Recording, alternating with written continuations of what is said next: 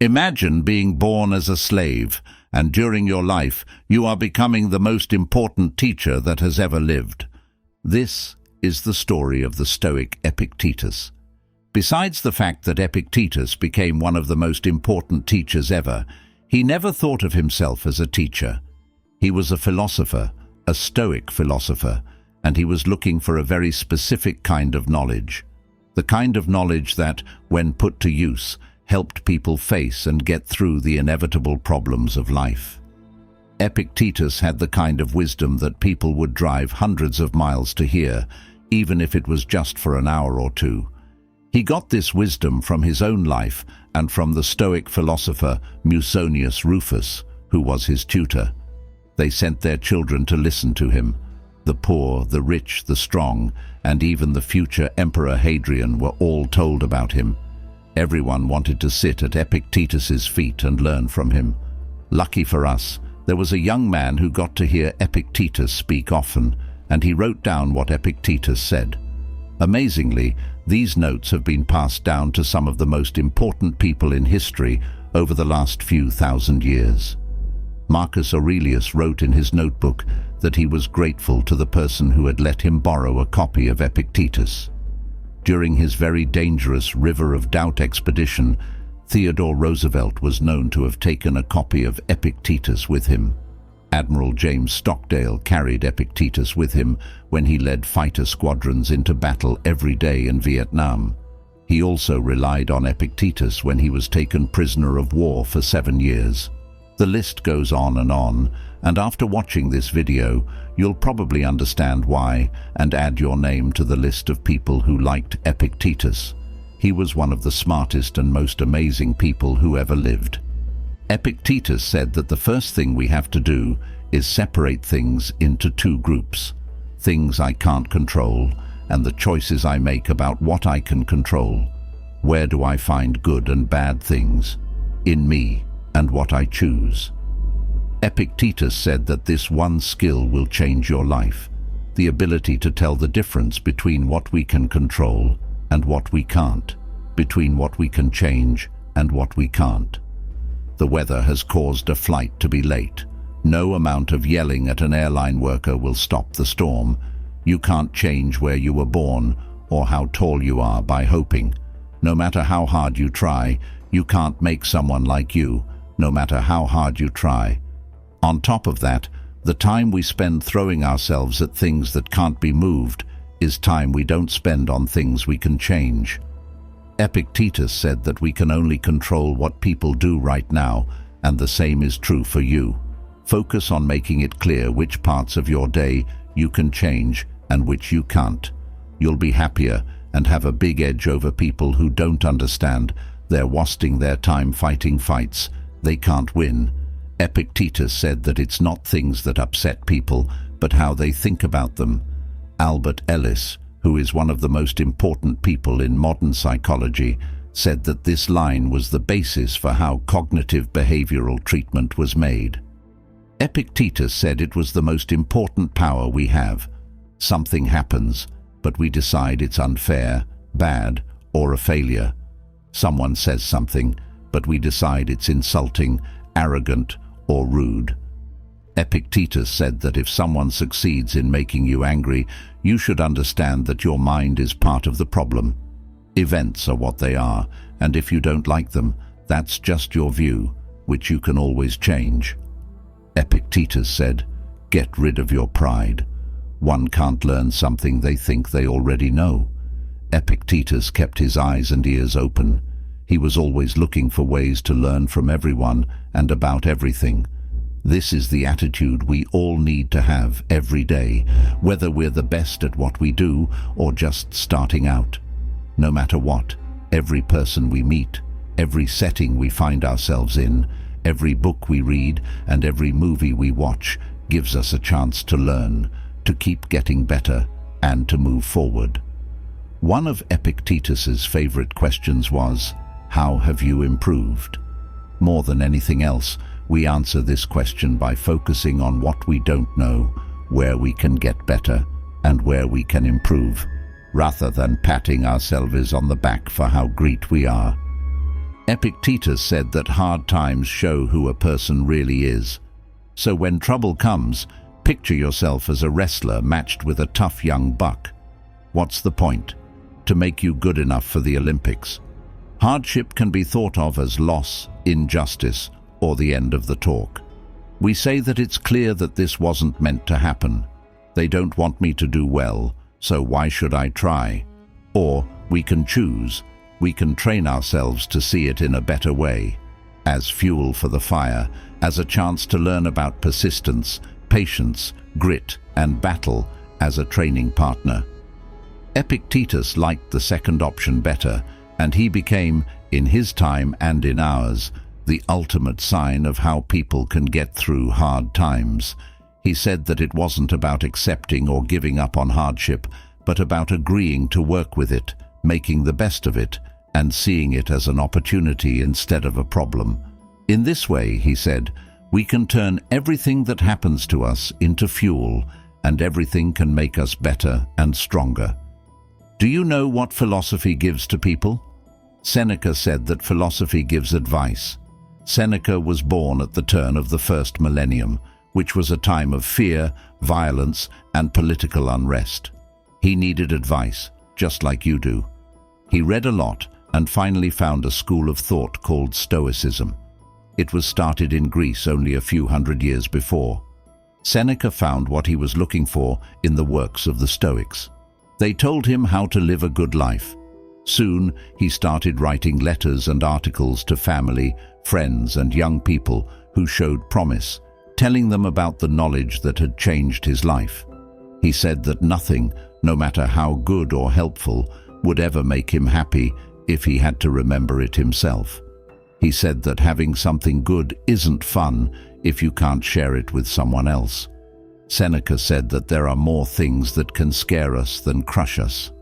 He also said that we suffer more in our minds than in the real world. Seneca's life was full of pain, and so was life in general. He was born with a lung disease that would not go away. He lived through the first 5 kings, each of whom was more crazy and violent than the last. He was sent away twice and lost everything. Despite all of this pain, his suggestion was that we should only worry about what we are worried about. Is there anyone who doesn't leave their mark on us or unintentionally taint us? We need to think about who we let into our lives. We can't be afraid to cut ties with old settings or relationships when it's clear that they're not helping us. We shouldn't be afraid to reach out to new people or try to join new and better groups of friends. Seneca said that the stakes are high because just like some diseases spread to those we've touched, the evils in our minds spread to those we care about most. Seneca said that thinking we look forward to death is our biggest mistake. Death has already changed a lot. Death owns all the time that has passed. Like many thinkers, Seneca often wrote about death in his works. In the works of Seneca, he told us to get ready as if it were the last day of our lives. Let's not put anything off. Let's settle our lives every day. Whoever spends each day putting the finishing touches on their life never runs out of time. The most important thing Seneca said about life's last act was that it wasn't really the last act. Seneca realized that death is not something that will happen to us at some point in the unknown future. He realized that we die every day. You have only lived a few minutes since you started watching this movie. Once a day, minute or second has passed. It can't come back. Seneca said that it's not that we only have a short amount of time, but that we lose a lot of it. So, he said, there is only one thing we should do: live right away. So, if you take anything away from Seneca's works, his knowledge, and the philosophy that gave you advice, let it be this: go out and live while you still can. Fortune changes all the time, so don't wait. Take it now, while you still can. Part 3. Marcus Aurelius. He was the last of the 5 good kings, and no one else was like him. Marcus Aurelius was a student of Stoicism, an old school of thought that was started in Athens in the early 3rd century BC on the idea that we don't control the world around us. We only control how we react to it. Marcus Marcus was the boss of a world that was dealing with a 15-year pandemic, civil unrest, border wars, culture decline, income inequality, and a lot of other problems. So, it's easy to see why he liked this way of thinking. He said that he was like someone with a rash or burn who wanted to feel better, and that Stoicism was like a warm lotion that helped him feel better. That's why Marcus Marcus tried to make Meditations, his only known work, a completely unique and unmatched record in the pages of history. He wanted to give future generations this salve, this advice, this medicine. Bran Blanchard, a scholar, would say that few people care about the Roman leaders' marches and countermarches anymore. What has lasted through the years is the notebook of thoughts of a man whose real life was mostly unknown. He wrote in the midnight darkness, not about the events of the day or his plans for the next day, but about something much more interesting, the ideals and hopes of a rare spirit. Stoicism was meant to be therapy for the mind, freeing us from the risks of life and giving us the strength to do what we need to do to thrive. Marcus Aurelius said that if you have trouble getting out of bed in the morning, you should tell yourself, "I have to go to work as a human being. What do I have to complain about if I am going to do the things I was born for, the things I was brought into this world to do? Or is this what I was made for, to huddle under the blankets and stay warm?" This is one of the most relatable parts of Meditations. It's clear that he and his wife have argued about this many times in the morning, just like many of us have. He knows he has to get up, but he wants to stay under the warm covers so badly. It's easy to understand, but also powerful. Marcus didn't have to get out of bed. He didn't have to do anything because he was the emperor. He could have slept in every day and nothing would have happened right away. No one would have taken money out of his pay or asked him why he was late. Still, Marcus was telling him to get up early and go to work. Why? "Beneath the blanket is no way to fame," Dante wrote in his epic poem. You can't get anything done if you stay in bed all day. Marcus knew that the key to winning the day and life was to win the morning. He knew that even though he was the most powerful man in the world, he still had to follow the rules of nature. He knew that his standing didn't mean anything and that he had to do things for it when he woke up. He knew that if he slept in, he would have a lot of work to do to catch up and that he had lost control and was now just reacting. So, it's clear, if you want to be great, get more done, and be busy, you need to wake up early. Marcus Aurelius wrote that our deeds may be slowed down, but our goals and attitudes can't be stopped because we can change. The mind changes and adapts to fit its own needs. What stops us from acting, what holds us back, helps us act. What gets in the way turns out to be the way.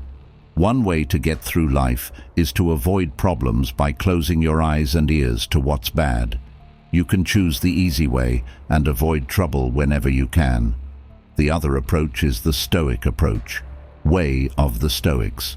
We can choose, we can train ourselves, we can see difficulty as an opportunity, as fuel for the fire, as a chance to learn about endurance, patience, grit, and fight. We can look at it as a chance to show what we're made of and a way to find out more about people, situations, acts, or things. And Marcus Aurelius believed in the second way. He wrote about how a fire turns everything that is put into it into flames. He says that hurdles are better seen as fuel. It's not about accepting or giving up on hard times. Instead, it's about deciding to work with them, making the best of them, and seeing them as opportunities instead of problems. This way, we can use the bad things that happen to us as fuel.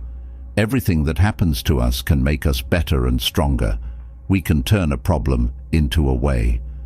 Marcus Aurelius wrote that if, at some point in your life, you find something better than justice, honesty, self-control, and bravery, you should take it without hesitation. It must really be a very strange thing. While Marcus Aurelius was writing Meditations, Rome was attacked, starting a 5-year war. One of the worst storms in the history of the Tiber destroyed homes and animals, which led to famine in Rome. After the war was over and the men went home, they left with them a terrible disease that became known as the Antonine Plague. Many unfriendly groups in the north took advantage of the fact that they were weak from hunger and disease to join together and attack the Romans. The Romans faced plague and war for the rest of his rule, and he faced war and plague. But Marcus doesn't write about any of these terrible things in his notebook. He does say, though, that there is no task or problem so big that he can't use the 4 Stoic principles to deal with it: courage, balance, fairness, and courage, balance, fairness, and knowledge. That is, not to be scared, not to give in to our base feelings, not to put ourselves above others, not to get caught up in the details, but to see the bigger picture. He said that everything he went through gave him a chance to show these 4 traits, which made even the most complicated things easy to understand. He said that all that matters is that you do the right thing. Marcus Aurelius wrote that you should always remember this rule: if something could hurt you, it wasn't bad at all. Getting through it and coming out on top is a great stroke of luck. We all have things happen that we didn't want to, and so did Marcus Aurelius. We lose a business deal, get a grade we didn't expect, or someone we care about leaves us. We call these things unfortunate because they are not what we wanted. This makes sense, since it's good luck to get what you want and bad luck to not get what you want for whatever reason. Is that right? Marcus Aurelius says that we should look at things in a new way. He gave us a different way to look at things. Instead of saying we're unlucky because our hopes weren't met, he said we should say the opposite. No, it's lucky that this has happened, and I'm not hurt by it, he said. Not broken by the present or scared of the future. It could have happened to anyone, but not everyone would have been unhurt by it. A Stoic says that we only get hurt when our character is changed. We only get hurt when we give up what we believe in, or when we stop living up to our own standards. Losing money or a friend, failing at something, or being scolded might not be ideal, but how does that make us unhappy? We haven't lost the ability to react, and our spirit is still the same. There's no rule that says you have to freak out, be devastated, or start worrying about the future because of this. No, you're still in charge and yourself. And that's a good thing, because you could die right now. Marcus Aurelius said, "Let that guide everything you do, say, and think." Inspired by these 12 powerful Stoic lessons, dive even deeper into the wisdom of Stoicism by subscribing to our channel. By joining us as a member, you'll unlock a world of opportunities. Connect with like-minded individuals in our thriving Stoic community, where we support each other on our journeys toward wisdom and resilience. Plus, gain access to exclusive weekly challenges, in-depth discussions, and so much more. Don't miss out on this chance to transform your life through Stoicism. Click that subscribe button and become a member today.